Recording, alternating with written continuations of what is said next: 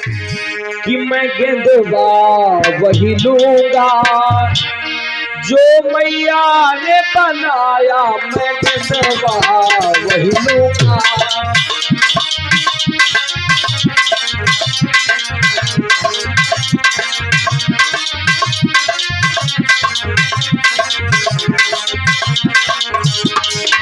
कहने लगा अरे लाल वाली ना लूंगा मैं, पीली वाली ना लूंगा।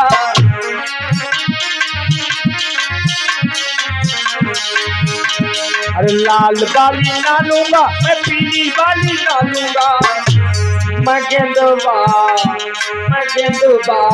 वही लूंगा जो मैया ने बनाया, मैं गेंदवा वही लूंगा।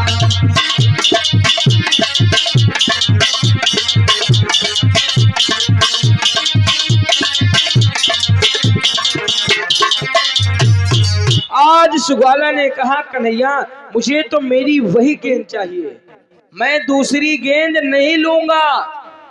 कन्हैया ने कहा बरिया हम तुम्हें दूसरी गेंद दे देंगे। दामा ने कहा नहीं, मुझे सिर्फ मेरी वही गेंद चाहिए। आज कन्हैया की कमर को पकड़ के वो दामा खड़ा अब जिद करने लगा। कन्हैया ने कहा भैया अरे इस यमुना में मैं कैसे जाऊंगा, इतनी गहरी यमुना है और तुम्हें नहीं पता है इसमें वो जहरीला नाग भी रहता है। क्योंकि उस यमुना का पानी इतना जहरीला हो गया था कि अगर कोई पक्षी उस यमुना के ऊपर से निकल जाती थी तो जहर के कारण वो नीचे आकर के गिर जाती थी, इतना जहर था उस पानी में। तो कन्हैया ने कहा कि मैं कैसे जाऊंगा, अरे उसमें तो इतना जहर है। दामा ने कहा कि चाहे कुछ भी हो मेरी तो वही गेंद चाहिए मुझे। अब कन्हैया बेचारे परेशान हो गए, सोचा कि मानने वाला नहीं है, हमें इसकी गेंद हमें लाना पड़ेगा और ला करके देना पड़ेगा। अब भगवान श्री कन्हैया ने जैसे सुना तो भगवान श्री कन्हैया एक वृक्ष में सवार हुए, कदम के वृक्ष में जैसे ही सवार हुए और कन्हैया ने कहा कि बोले ग्वाल बालों से मोहन कि बताओ क्या हम गेंद के ऊभे हैं। अरे कदम डाल में अरे मनमोहन काली देह में कूदे हैं।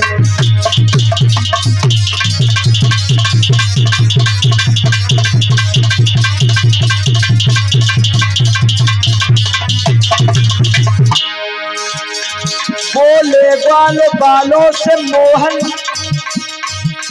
बताओ गेंद के हम क्या ऊभे हैं। और कदम डाल में अरे मनमोहन काली देह में कूदे।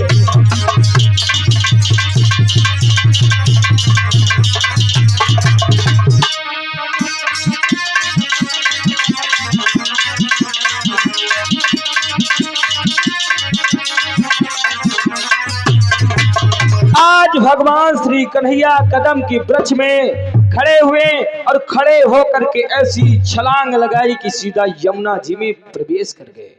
अब जैसे यमुना जी में गए जल के अंदर भगवान कन्हैया सरसर की आवाज करते करते चले जा रहे हैं। सरसर की आवाज करते करते भगवान श्री कन्हैया धीरे धीरे वहां पर पहुंच गए जहां पर वो कालिया नाग पड़े सो रहा था। जहां पर वो कालिया नाग पड़े सो रहा था उसकी दो पत्नियां थी, वो पहरे में अपने पति के खड़ी हुई थी। और आदरणीय भैया श्री दिनेश सिंह इमादपुर निवासी भैया के द्वारा भाव से 51 पुष्पमुद्राएं भागवत पुराण पर समर्पित हुई है।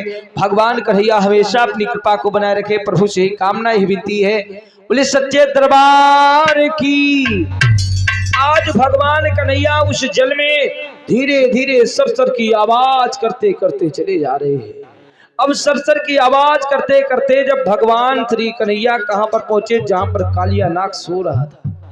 उनकी दोनों पत्नियां पहरे में बैठी अपने पति के।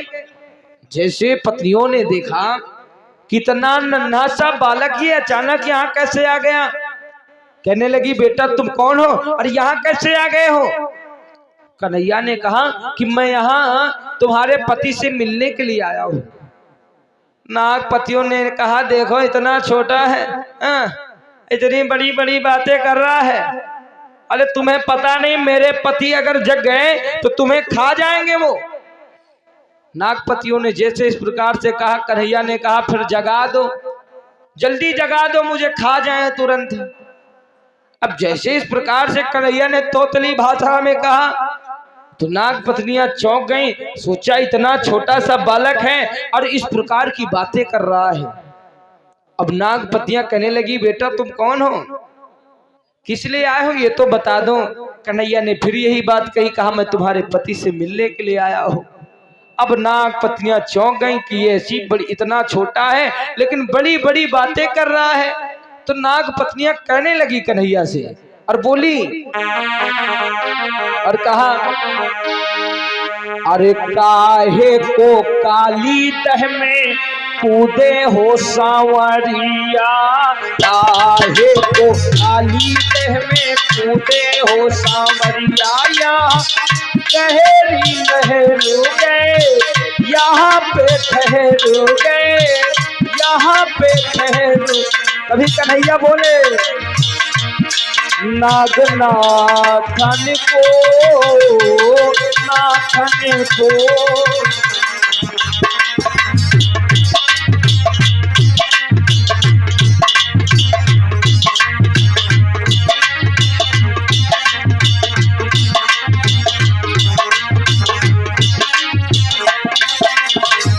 उसी समय नागपतियों ने कहा बेटा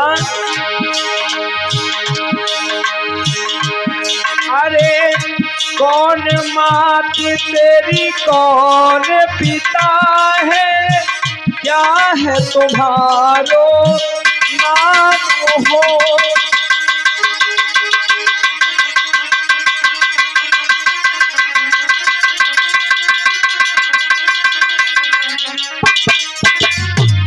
और नागपतियों ने कहा बेटा सच सच बता दे मोको ये लाला, सच सच बता दे मोको ये लाला, क्यों करता अभिमान हो। अब ही तो लल्ला तोरी बारी है उमरिया, अब ही तो।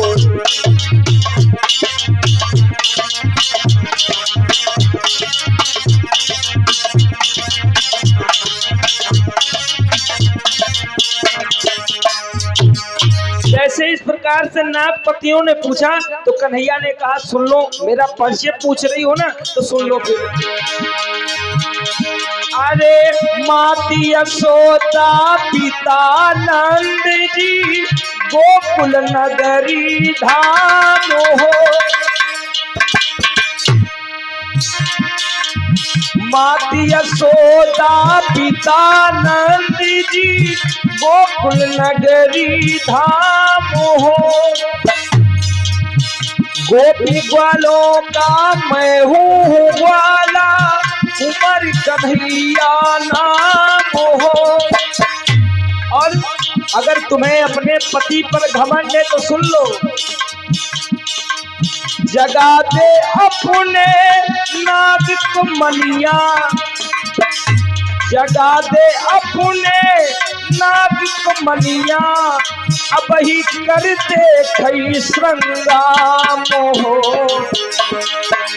और यहाँ पर कन्हैया ने बहुत प्यारी बात कही, कहा अब ही सवार होगा करिया पे करिया।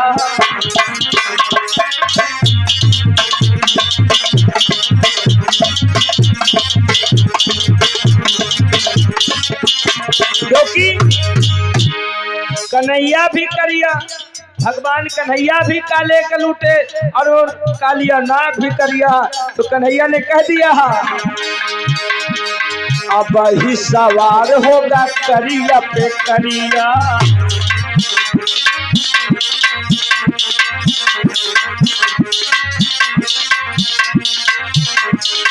अब ही सवार होगा करिया पे करिया।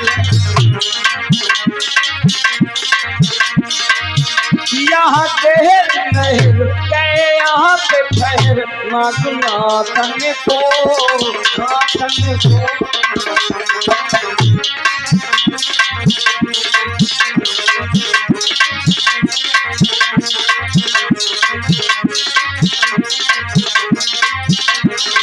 अब ही सवार होगा करिया पे करिया। कन्हैया ने कहा अगर तुम्हें घमंड है तो फिर अपने पति को जगा दो और अभी फिर देर नहीं लगेगी, करिया पे करिया सवार हो जाएगा। कहा करिया पे करिया भी सवार हो जाएगा, जगा दो अगर तुम्हें अपने पति पर घमंड है। नागपतियों ने कहा इतना छोटा सा है लेकिन इतनी बड़ी बड़ी बातें कर रहा है। नागपतियों ने कहा बेटा तू चला जा यहाँ से, अगर मेरे पति जग जाएंगे तो तुझे सच में खा जाएंगे। कन्हैया को आ गया क्रोध। भगवान कन्हैया आगे बढ़े और आगे बढ़ करके उस कालिया नाग की पूंछ को अपने पैर से रगड़ दिया। अब जैसे ही पूंछ को रगड़ा, जैसे ही पूंछ को रगड़ा भगवान कन्हैया ने, आज वो कालिया नाग सरसर की आवाज करते हुआ खड़ा हो गया। अरे फन फन सन सन भन भन की ध्वनि कर वो मनमोहन के लिपट गया। अरे हन हन कर फन मारता हुआ वो गिरधारी के लिपट गया।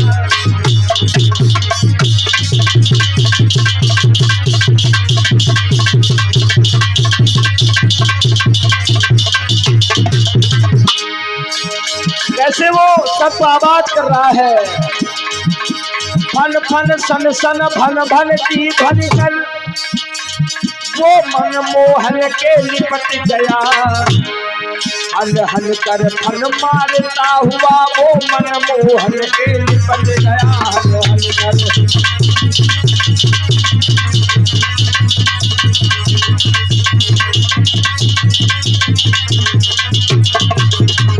आज वो कालिया नाग सरसर की आवाज करते हुए खड़ा हो गया और भगवान कन्हैया को अपने सारे शरीर से लपेट लिया।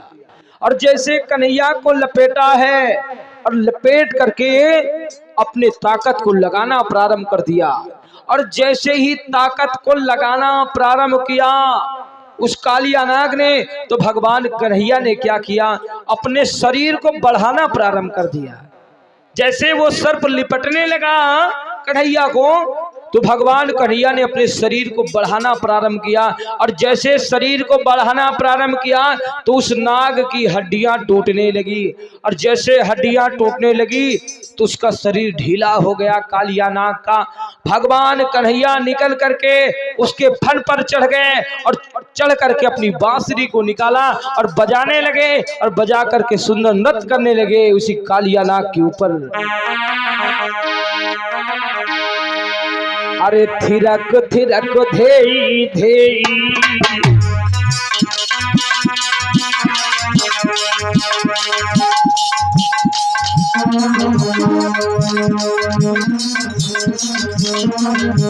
आज भगवान कन्हैया नृत्य करने लगे। अरे थिरक थिरक धेई धेई अब होने लगी है नटवर जी।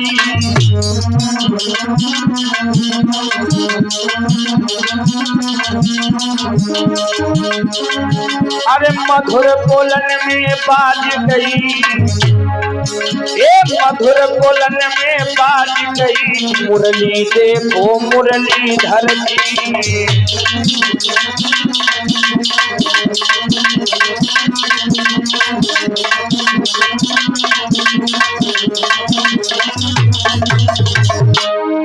ये मधुर बोलन में बाज गई। कन्हैया नृत्य करने लगे उस कालिया नाग के ऊपर चढ़ करके, बांसुरी को बजाना प्रारंभ किया।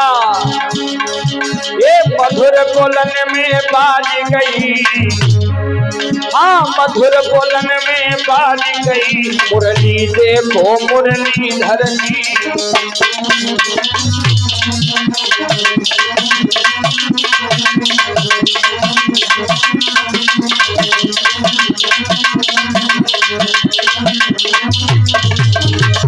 आज भगवान कन्हैया उसी कालिया नाग के फन पर चढ़ के नृत्य करने लगे और उसी समय कालिया नाग को भगवान कन्हैया ने नथ दिया और नथ करके नथनी पहना दी। और जैसे ही घोंसों का प्रहार करने लगे उस कालिया नाग के ऊपर, तो नाग पतियां दौड़ के गईं, कहा हे कन्हैया अब हम आपको समझ गए हैं, इसलिए हमारे स्वामी को छोड़ दो, हमारे स्वामी को छोड़ दो। जैसे इस प्रकार से नागपतियों ने कहा, कन्हैया ने कहा मैं तुम्हारे पति को तभी छोड़ सकता हूं। वारी अम्मा फुल नींद लगी, नींद में ना हो जाओ। हमने बार बार बताते हैं कि जब कथा आप सुनने आते हो ना, आपके साथ कलयुग भी आता है, और वो कलयुग आपको चैन से कथा नहीं सुनने देता है। कभी आपको नींद आएगी, कभी आपका मन भटकेगा। उस कलयुग को दूर भगा देना है, कलयुग को अपने पास नहीं आने देना है। कैसे नहीं आएगा? जब भाव से भगवान के चरणों में मन लगा रहेगा तब नहीं आएगा। अब ये नहीं कि केवल बैठ के, तो क्या है, कलयुग तो आ ही जाएगा, क्योंकि आपका जब मन खुद ही स्थायी नहीं है, अपने इंद्रियों को अपने बस में करके बैठना है। तो भाव से बोले वृंदावन बिहारी लाल की, बोले सच्चे दरबार की। आज भगवान कन्हैया ने कहा कालिया नाग से, कहा कि मैं तुम्हें तभी छोड़ सकता हूं जब तुम इस यमुना जी को स्वयं छोड़ दोगे। कालिया नाग ने कहा कन्हैया अगर मैं इस यमुना को छोड़ करके चला गया तो गरुड़ मुझे खा जाएगा, क्योंकि गरुड़ के भय के कारण से ही मैं इस यमुना में छिपा हुआ था, उसी के डर के कारण से मैं यहाँ पर था। अब जैसे इस प्रकार से कहा, कन्हैया ने कहा कि मैंने अपने पैर से तुम्हारे फन पर अपने पैरों के निशान बना दिए हैं, अब गरुड़ तुम्हारा कुछ नहीं करेगा, इसलिए अब तुम इस यमुना जी को छोड़ करके रमणक द्वीप को चले जाइए, वहां पर जाइए, गरुड़ आपका कुछ नहीं करेगा। कालिया नाग ने कहा ठीक है प्रभु, जैसी आपकी इच्छा है, जैसी आपकी इच्छा है हम वैसा ही करेंगे, इस यमुना जी को त्याग देंगे। आज भगवान कन्हैया को अपने फन पर बैठाल करके वो कालिया नाग कहा कि कन्हैया चलो चलते हैं। भगवान कन्हैया ने गेंद ली वहां से, और राजा कंस ने जो कमलकोट के पुष्प मंगवाए थे उन पुष्पों को भी लिया भगवान कन्हैया ने उसी यमुना के अंदर से, और लेकर के वो कालिया नाग भगवान श्री कन्हैया को उस यमुना से ऊपर आया। ग्वाल बालों ने देखा कि हमारा कन्हैया वापस आ गया, सभी लोग अत्यंत खुशी हो गए कि हमारा कन्हैया फिर से वापस आ गया है। बोले भक्त और भगवान की। आज वो कालिया नाग उस यमुना को छोड़ करके रमणक द्वीप को चला गया, और भगवान श्री कन्हैया उन पुष्पों को लेकर के नंद बाबा को दिया, कहा लो बाबा इन पुष्पों को राजा कंस को पहुंचा देना। नंद बाबा ने अपने एक सैनिक को बुला करके उन पुष्पों को राजा कंस के पास भिजवा दिया। अब राजा कंस के पास वो पुष्प पहुंच गए, राजा कंस चौंक गया, सोचा मेरा ये भी चाल चली गई, मैं जो चाल चल रहा था कि ये चाल से वो कन्हैया मर जाएगा, लेकिन फिर भी वो बच गया। आज राजा कंस और परेशान हो गया, सोचा मेरा ये भी उपाय फेल हो गया है, जिस उपाय से मैं कन्हैया को मारना चाहता था मेरा वो भी उपाय फेल हो गया है। बोले भक्त और भगवान की, बोले सच्चे दरबार की, बोले भागवत महापुराण की।